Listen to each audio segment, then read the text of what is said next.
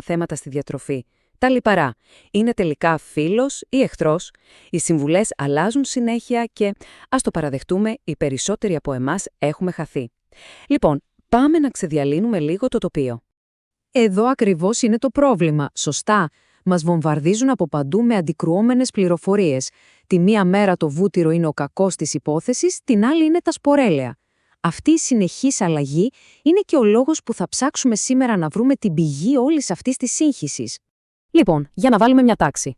Ορίστε ο χάρτης μας για σήμερα. Θα ξεκινήσουμε από τη σύγχυση που επικρατεί, θα κάνουμε ένα πανεύκολο μάθημα χημείας, θα βρούμε τον πραγματικό ένοχο, θα δούμε πούς οι αλήθειες που ξέραμε αναποδογύρισαν και στο τέλος θα φτιάξουμε μια ξεκάθαρη ιεραρχία για τα λιπαρά.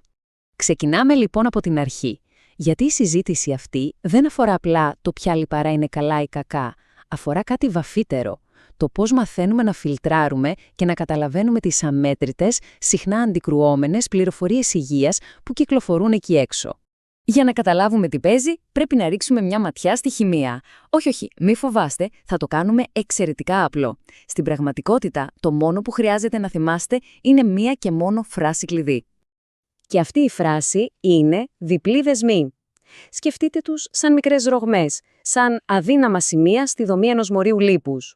Τα κορεσμένα λιπαρά, για παράδειγμα, δεν έχουν καθόλου, γι' αυτό είναι τόσο σταθερά. Τα πολύ ακορέστα όμως έχουν πολλούς τέτοιους δεσμούς. Και αυτό τα κάνει ασταθή, ευάλωτα, έτοιμα να αντιδράσουν με το οξυγόνο. Αυτή η αναλογία το εξηγεί τέλεια. Φανταστείτε τα κορεσμένα λιπαρά σαν έναν στιβαρό τοίχο από γερά τούβλα. Είναι συμπαγής, σταθερός. Από την άλλη, τα πολύ ακορέστα είναι σαν ένας τοίχος με πολλά αδύναμα, εύθραυστα τούβλα. Είναι έτοιμος να καταρρεύσει με την παραμικρή επίθεση από το οξυγόνο. Αυτή η αστάθεια λοιπόν είναι το κλειδί για όλα όσα θα πούμε. Και τώρα, ερχόμαστε στην καρδιά του θέματος. Γιατί όπως θα δούμε, το πρόβλημα δεν είναι απαραίτητα ο τύπος του λίπους, αλλά κάτι άλλο. Κάτι που συμβαίνει πολύ πριν αυτό φτάσει στο πιάτο μας. Αυτό μπορεί να ακούγεται περίεργο, αλλά είναι η μισή αλήθεια. Το πρόβλημα δεν είναι το καλαμποκέλαιο ή το ηλιέλαιο στην αρχική, φυσική τους μορφή.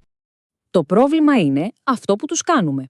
Η βιομηχανική επεξεργασία, ειδικά η χρήση τρομερά υψηλών θερμοκρασιών, είναι αυτή που τα μετατρέπει σε κάτι πραγματικά βλαβερό για τον οργανισμό.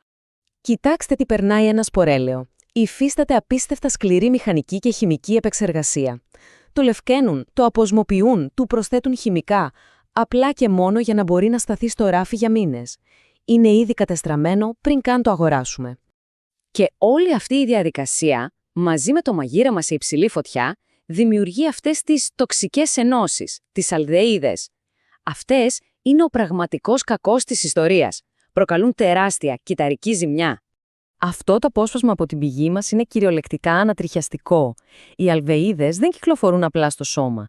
Ενσωματώνονται στις κυταρικές μας μεμβράνες και καταστρέφουν βασικές λειτουργίες, όπως η ευαισθησία στην ινσουλίνη, ανοίγοντας τον δρόμο για πολύ σοβαρές ασθένειες.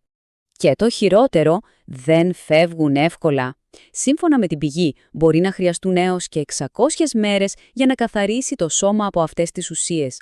Σκεφτείτε τη συσσωρευτική ζημιά που γίνεται. Τώρα, το πραγματικά ενδιαφέρον είναι πώς φτάσαμε ως εδώ. Πώς γίνεται οι συμβουλές υγείας να έχουν κυριολεκτικά αναποδογυρίσει. Πάμε να δούμε μερικά απίστευτα παραδείγματα. Το πιο κλασικό παράδειγμα. Για χρόνια ολόκληρα ακούγαμε ότι τα κορεσμένα λιπαρά φράζουν τις αρτηρίες. Τώρα, η πηγή μας υποστηρίζει ότι η αλήθεια ήταν ακριβώς ο ανάποδα. Τα σταθερά κορεσμένα ήταν πάντα η ασφαλής επιλογή, ενώ τα ασταθή, επεξεργασμένα ακόρεστα ήταν αυτά που προκαλούσαν τη φλεγμονία. Το θυμόμαστε όλοι, έτσι δεν είναι? Η εποχή που τα αυγά θεωρούνταν σχεδόν δηλητήριο λόγω της χολυστερόλης. Και τελικά, μια ακόμα πλήρης αντιστροφή. Ανακαλύψαμε ότι η διατροφική χολυστερόλη παίζει μικρό ρόλο και ότι τα αυγά μάλλον βελτιώνουν το λιπιδαιμικό προφίλ.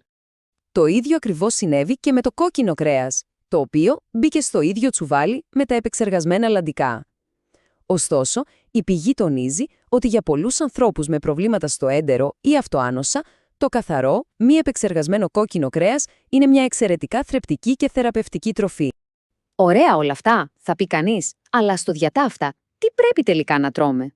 Πάμε να δούμε μια πολύ πρακτική ιεραρχία, από το χειρότερο προς το καλύτερο, βασισμένη σε όλα όσα είπαμε.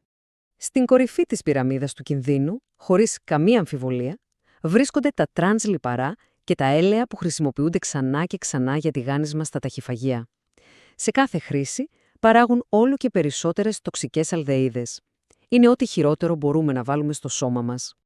Ακολουθεί η μεγάλη κατηγορία των βιομηχανικά επεξεργασμένων σπορέλαιων που βρίσκουμε παντού. Σογέλαιο, αραβοσιτέλαιο, ηλιέλαιο. Είναι ασταθή, γεμάτα ωμέγα-6 και σχεδόν πάντα προέρχονται από γενετικά τροποποιημένες καλλιέργειες. Αυτά είναι τα έλαια που καλό είναι να αποφεύγουμε στην καθημερινότητά μας. Προχωρώντας στις καλύτερες επιλογές, βρίσκουμε τα σταθερά κορεσμένα λιπαρά. Εδώ όμως η λέξη κλειδί είναι μία: ποιότητα. Το λίπος ή το βούτυρο από ζώα που τρέφονται με χόρτο είναι διατροφικά ανώτερο από το συμβατικό. Το ίδιο ισχύει και για το παρθένο λάδι καρύδας. Και στην κορυφή της ποιότητας έχουμε τα έλαια ψυχρής έκθλιψης, όπως το ελαιόλαδο και το λάδι αβοκάντο.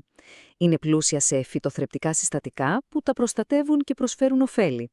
Η ιδανική χρήση τους βέβαια είναι κρύα, σε σαλάτες, για να κρατήσουν όλη τους τη διατροφική αξία. Άρα, το κρίσιμο σημείο που πρέπει να κρατήσουμε είναι αυτό. Η συζήτηση δεν πρέπει να είναι κορεσμένα εναντίον ακόρεστων. Η πραγματική διαχωριστική γραμμή βρίσκεται αλλού, ανάμεσα στα φυσικά, μη επεξεργασμένα λιπαρά και στα βιομηχανικά, κατεστρωμένα έλαια. Αυτή είναι μια απλή αρχή που μπορεί να μας καθοδηγήσει. Και όλο αυτό μας φέρνει σε ένα βαθύτερο ερώτημα που ξεπερνά τα λιπαρά. Με τόσες αντικρουόμενες πληροφορίες εκεί έξω, πώς μαθαίνουμε να φιλτράρουμε τον θόρυβο? Πώς αξιολογούμε τις πηγές που βρίσκουμε στο διαδίκτυο και τελικά παίρνουμε τις καλύτερες αποφάσεις για την υγεία μας? Αυτή είναι ίσως η πιο σημαντική δεξιότητα που χρειάζεται να αναπτύξουμε στην εποχή μας.